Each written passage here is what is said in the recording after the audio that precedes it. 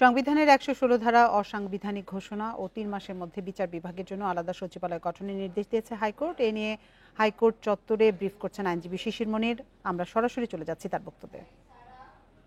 তাকে নির্বাচনে অনুপযুক্ত করার জন্য রায় দরকার, কাকে বেল দিবে কাকে বেল দিবে না, কে পছন্দের কে অপছন্দের, এই সকল দুষ্ট চক্রের অবসান হবে। একই সাথে আমাদের অধস্তন বিচার বিভাগের অফিসারদের যে ইন্টেলেকচুয়াল ক্যাপাসিটি আছে, এই ইন্টেলেকচুয়াল ক্যাপাসিটি ব্যবহার করে তারা সকল আইনের ব্যাখ্যা দিতে পারবে। আর শুধু একটা কথা এখানে অ্যাবান্ডন কর্শন হিসেবে আমি বলছি, অবশ্যই নিম্ন আদালতের বিচারকদের জন্যও কোড অফ কন্ডাক্ট বা আচরণবিধি, উচ্চ আদালতের বিচারকদের জন্যও কোড অফ কন্ডাক্ট বা আচরণবিধি যতটুকু আছে, যতটুকু নাই তা প্রণয়ন করা জরুরি, যেন কেউই শেষ পর্যন্ত মনস্টার হতে না পারেন।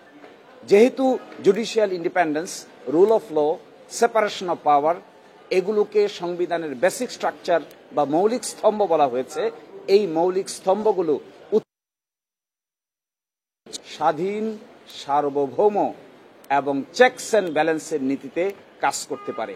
আজকের এই রায়ে চেকস অ্যান্ড ব্যালেন্স প্রতিষ্ঠিত হলো, একই সাথে বিচার বিভাগ তার মর্যাদা ফিরে পেল, বাংলাদেশ গ্লোরিফাইড হলো, গৌরব উজ্জ্বল ইতিহাসের যাত্রা শুরু হলো। আমরা সব দেখিয়েছিলাম, শ্রীলঙ্কা থেকে শুরু করে, ভারত থেকে শুরু করে সবগুলো দেশের সাবকন্টিনেন্টের ইতিহাস দেখিয়েছিলাম। শুধু তাই না, আমাদের পার্লামেন্টের সেক্রেটারিয়েট নামে একটা আইন আছে, এটাতেও দেখিয়েছিলাম।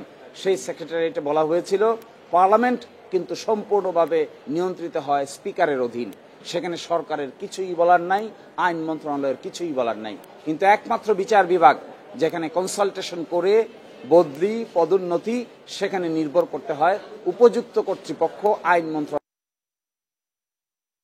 উপযুক্ত কর্তৃপক্ষের হাতে আর কোনো নাটাই থাকলো না।